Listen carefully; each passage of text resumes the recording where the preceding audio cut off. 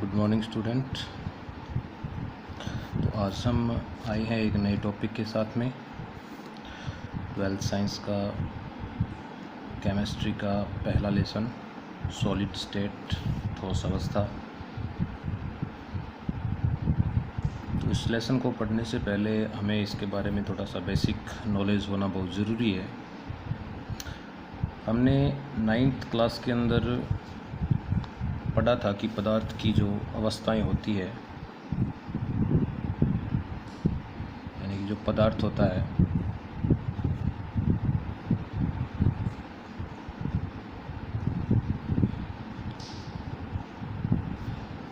कि मुख्य 3 अवस्थाएं पाई जाती है।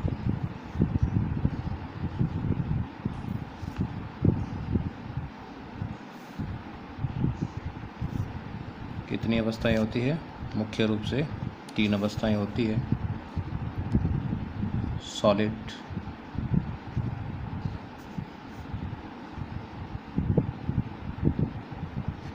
Liquid and gas. सॉलिड को ठोस भी कहते हैं,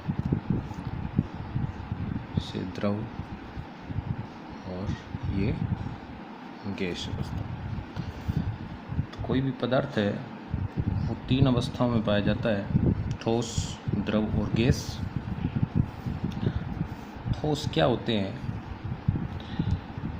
यानी कि ठोसों के अंदर जो इनके कॉन्स्टिट्यूंट पार्टिकल्स, जिनको अवयवी कण बोलते हैं, यानी कि अवयवी कण, यानी कि अवयवी कणों को आप अणु भी कह सकते हो, परमाणु भी कह सकते हो, आयन्स भी कह सकते हो।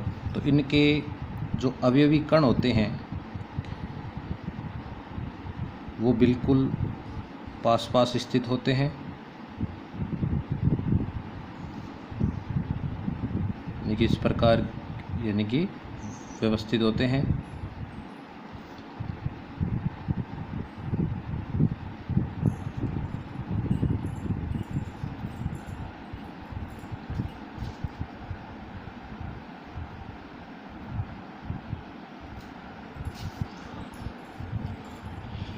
लिक्विड के जो अवयवी कण होते हैं वो ठोस की तुलना में थोड़े दूर दूर स्थित होते हैं।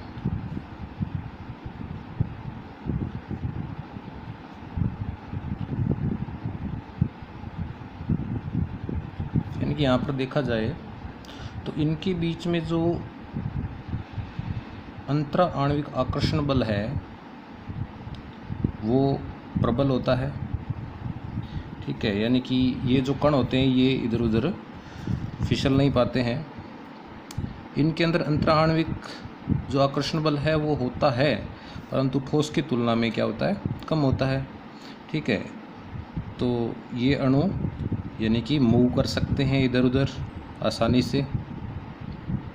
ठीक है, और गैस के अंदर ये बिल्कुल नगण्य होता है, यानी कि इनके अणु बहुत बहुत दूर स्थित होते हैं। ठीक है, तो इनके बीच में जो इंट्रामोलिक्यूलर फोर्स है वो बहुत कम होता है। तो अब देखा जाए तो जो पहला गुण आता है, जैसे सैप, यानी कि जो आकार है इनका, ठोसों का आकार, ठीक है, ये यानी कि जब इनके जो कॉन्स्टिट्यूट पार्टिकल्स हैं, ठीक है, अवयवी कण हैं, वो इस प्रकार व्यवस्थित हैं। ठीक है, एक निश्चित शेप के अंदर व्यवस्थित होते हैं। निश्चित शेप में व्यवस्थित होने के कारण इनका जो आकार होता है वो क्या हो जाता है? निश्चित होता है। ठीक है, तो आकार भी निश्चित है और इनका जो वॉल्यूम्स होता है, आयतन, वो भी क्या होता है? यानी कि निश्चित होता है। ठीक है, तो जो आयतन है वो भी क्या होता है? फिक्स्ड होता है, निश्चित होता है। ठीक है, तो आकार और आयतन दोनों ही क्या पाए जाते हैं? इनमें निश्चित पाए जाते हैं। द्रव का जो आकार होता है वो निश्चित नहीं होता है, ये यानी कि जिस पात्र के अंदर इसको डाला जाता है ये उसी का यानी कि आकार ग्रहण कर लेता है। जैसे जल को गिलास के अंदर डालोगे तो गिलास का आकार ले लेगा, ठीक है, और सुराही के अंदर डालेंगे तो वो सुराही का आकार ले लेगा। तो इस प्रकार यानी कि इनका जो आकार होता है वो क्या होता है, अनिश्चित होता है, परंतु इनका जो आयतन होता है वो क्या होता है, निश्चित होता है। यानी कि 1 लीटर यदि आप लिक्विड ले रहे हैं, ठीक है, तो 1 लीटर को आप से गिलास के अंदर डालें, ठीक है, चाहे आप उसको सुराही में डालें, उसका जो वॉल्यूम्स है वो फिक्स है, परंतु उसका जो आकार है वो उस पात्र के अनुसार बदल जाता है, ठीक है। परंतु जो ठोस होते हैं उनका आकार भी निश्चित रहता है, ठीक है, और आयतन है वो भी इनका क्या रहता है, निश्चित रहता है। यहाँ पर देखिए जो तीसरा इसकी अवस्था होती है, तीसरी स्टेट होती है पदार्थ की, उसका जो आकार है वो भी क्या पाया जाता है, अनिश्चित होता है, ठीक है। यानी कि इसको जिस सिलेंडर में या वेसल्स के अंदर डाला जाएगा ये उसी वेसल्स का आकार ले लेगा, ठीक है, और आयतन भी इसका क्या होता है, अनिश्चित होता है, ठीक है। यानी कि कोई सिलेंडर है, ठीक है, उस सिलेंडर के अंदर यानी कि अलग अलग वॉल्यूम्स की गैसेज भरी जा सकती है, ठीक है। तो इनका आकार यानी कि जैसे CO2 है तो उसका अलग वॉल्यूम्स रहेगा, ठीक है, LPG है तो उसका उसी सिलेंडर के अंदर अलग वॉल्यूम्स रहेगा, हाइड्रोजन है तो उसका उसी सिलेंडर में अलग वॉल्यूम्स रहेगा, ठीक है। तो इनका जो आयतन है वो अनिश्चित होता है गैसों का, परंतु जो लिक्विड है, लिक्विड का आयतन निश्चित होता है परंतु आकार अनिश्चित होता है, और जो ठोस होता है उसका आकार और आयतन दोनों ही क्या पाए जाते हैं, निश्चित पाए जाते हैं। ये हमने छोटी क्लासेस में पदार्थ की अवस्थाओं के बारे में पढ़ा था, ठीक है। तो इनमें से हम यानी कि जो फर्स्ट स्टेट है इसके बारे में 12th साइंस की केमिस्ट्री के लेसन फर्स्ट के अंदर इसके बारे में हम विस्तृत जानकारी प्राप्त करेंगे, ठीक है। तो अब देखिए जो सॉलिड या ठोस होते हैं, ठीक है, इनमें इनका जो गलनांक होता है, सॉलिड का जो गलनांक होता है, तो गलनांक क्या पाया जाता है, उच्च पाया जाता है। क्या पाया जाता है, उच्च गलनांक होता है, ठीक है। और लिक्विड होता है, लिक्विड का जो गलनांक होता है वो ठोस की तुलना में क्या होता है, कम होता है, ठीक है। और जो गैस है उसका गलनांक क्या होता है, नगण्य होता है, ठीक है, बिल्कुल ही कम पाया जाता है। तो यहाँ पर हम पढ़ने वाले हैं सॉलिड स्टेट।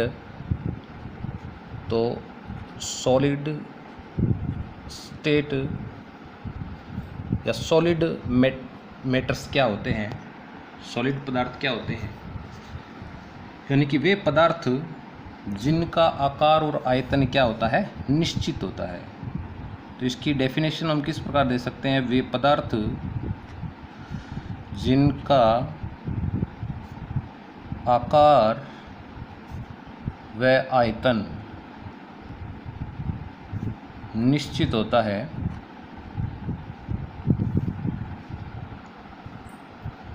आकार व आयतन निश्चित होता है, क्या कहलाते हैं, सॉलिड मैटर्स कहलाते हैं, ठीक है, ठोस पदार्थ कहा जाता है। अब जो सॉलिड होते हैं वो 2 टाइप्स के होते हैं। सॉलिड कितने टाइप्स के होते हैं, 2 टाइप्स के होते हैं। एक तो होते हैं क्रिस्टलीय ठोस। ठोस कितने प्रकार के होते हैं, यानी कि सॉलिड यानी कि ठोस, तो ये 2 प्रकार के होते हैं। एक तो होता है क्रिस्टलीय,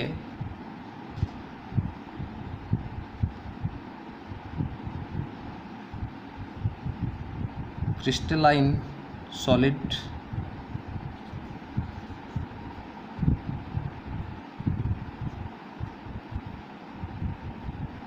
दूसरे होते हैं एमॉर्फस सॉलिड या नॉन क्रिस्टलाइन सॉलिड। इसको तो कहा जाता है क्रिस्टलीय ठोस, और ये होते हैं अक्रिस्टलीय ठोस।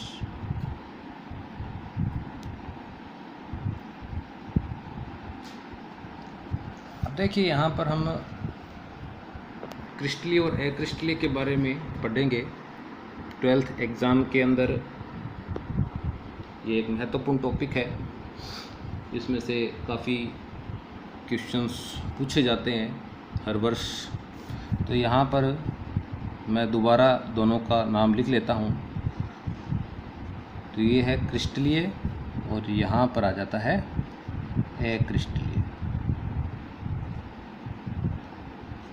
ये तो है क्रिस्टलीय ठोस और ये कौन सा है, अक्रिस्टलीय एमॉर्फस सॉलिड।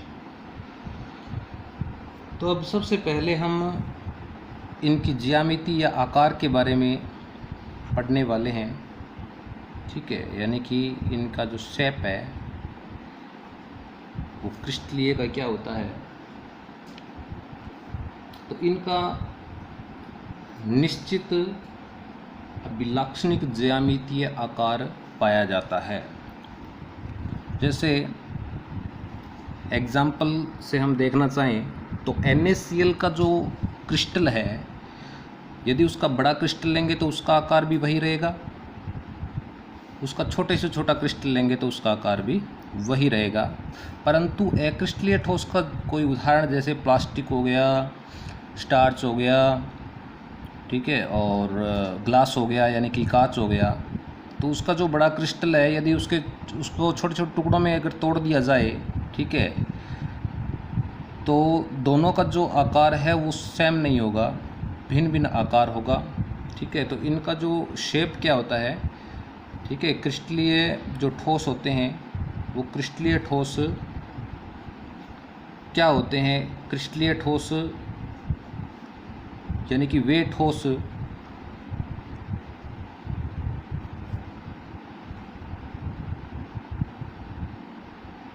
जिनके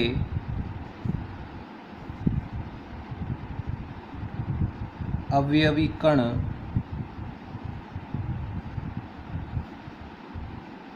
एक निश्चित क्रम में, किस क्रम के अंदर, निश्चित क्रम में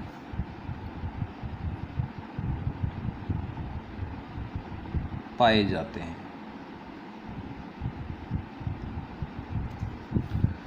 ठीक है। तो यहाँ पर बिल्कुल ये इसका एंटी आप लिखोगे, यहाँ पर ये निश्चित क्रम में क्या होते हैं, नहीं पाए जाते हैं। फोर इसका जो एग्जाम्पल है आप दे सकते हो, NaCl, KCl हो गया, ग्लूकोज हो गया, सुक्रोज हो गया,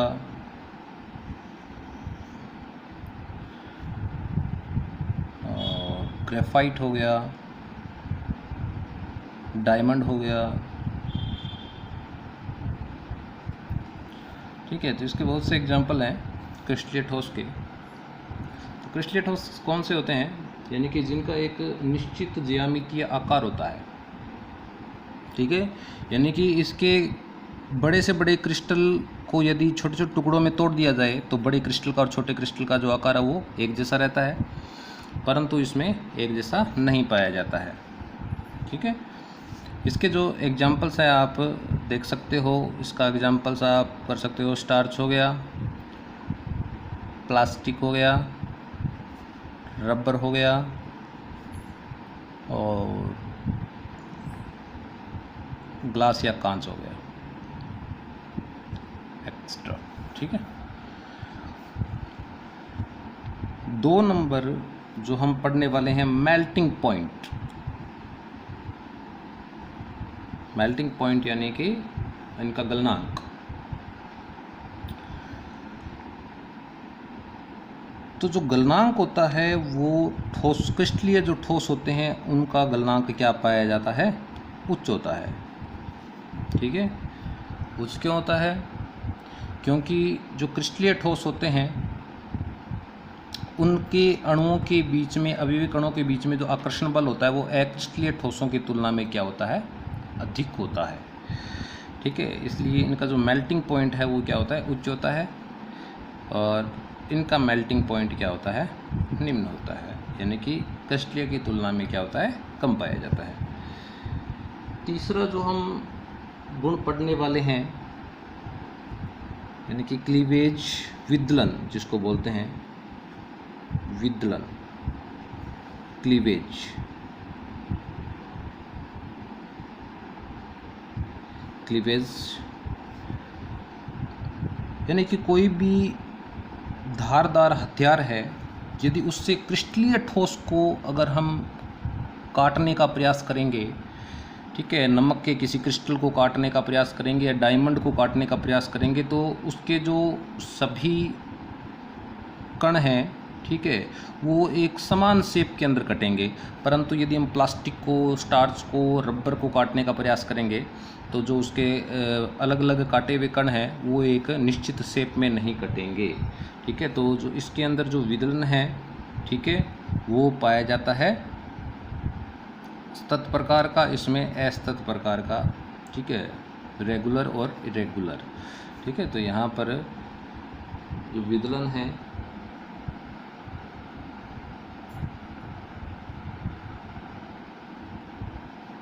विदलन से यदि इनको काटेंगे तो इनकी जो सतह है वो बिल्कुल क्या बन जाती है, चिकनी और सपाट बन जाती है, ठीक है।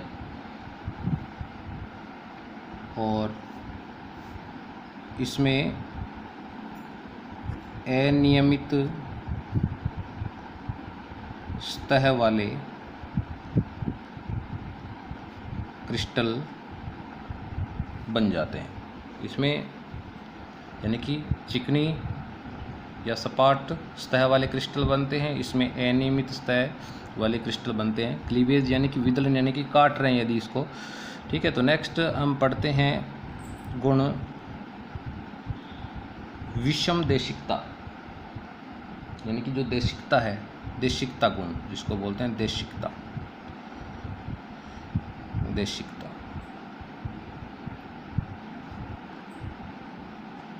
तो इसमें जो गुण होता है वो होता है विषम देशिकता, और इसमें होता है सम देशिकता। विषम देशिकता और सम देशिकता, जैसे हमने पढ़ा है कि जो ये क्रिस्टलीय ठोस होते हैं, इनके अवयवी कण कॉन्स्टिट्यूट पार्टिकल्स होते हैं, वो एक निश्चित क्रम में होते हैं। जैसे मान लीजिए इसके दो कण हैं, ठीक है, क्रिस्टलीय ठोस के, ये दो कणों से मिलकर बना है ए और बी से। यदि ये क्रम इस प्रकार का बना रहे, A B A B A B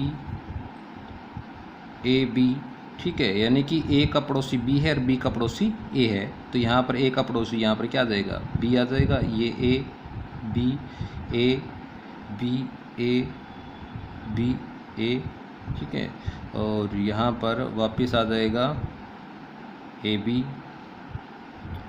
वाला क्रम।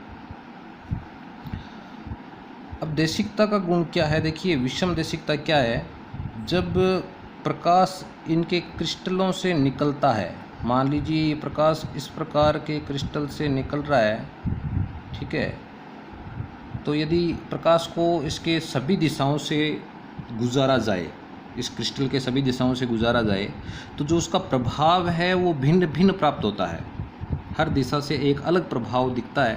जैसे यहाँ से जाएगा तो ये ए बी क्रिस्टल से होता हुआ जाएगा। यदि ये इस प्रकार आएगा, ठीक है, इस प्रकार आएगा, तो ये किससे निकलेगा, यानी कि बी क्रिस्टल से निकलेगा, ठीक है। और यदि ये इस प्रकार इस प्रकाश को भेजने का प्रयास करेंगे तो ये ए से निकलेगा, और इस प्रकार ये जा रहा है तो ये जा रहा है ए बी से होकर। तो अलग अलग अणुओं से ये प्रकाश गुजरता है, ठीक है, तो अलग अलग प्रभाव उत्पन्न करता है, हर दिशा से एक अलग प्रभाव प्रदर्शित होता है।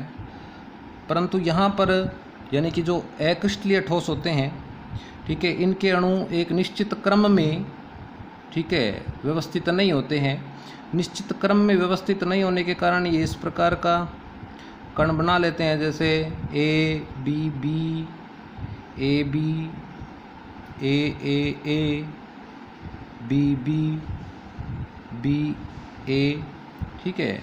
इस प्रकार यानी कि इनका कोई क्रम नहीं होता है।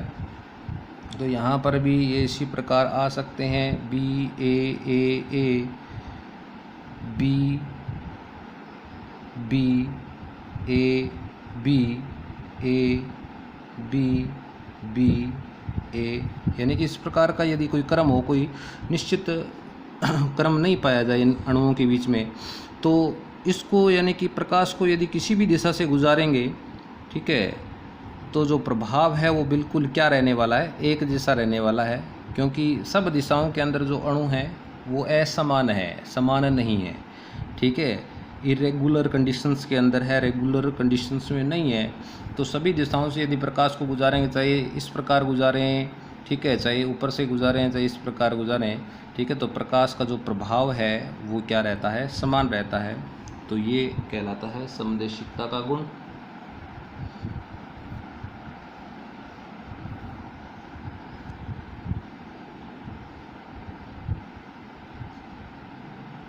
इसके बाद में इसका मोस्ट इम्पोर्टेंट टॉपिक आ जाता है शीतलन वक्र।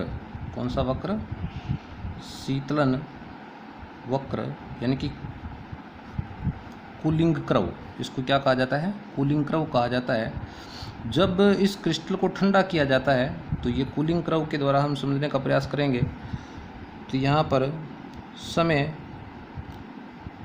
और टेम्परेचर, ताप, समय को स्मॉल टी से निरूपित कर सकते हो, ठीक है। तो जब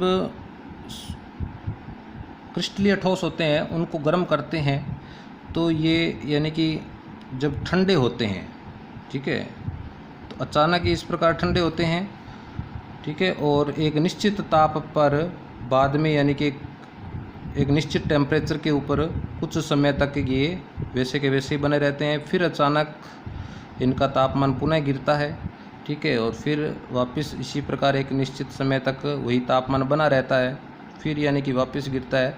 तो इस प्रकार का यानी कि इनका कूलिंग कर्व पाया जाता है, जिसको बोलते हैं असतत प्रकार का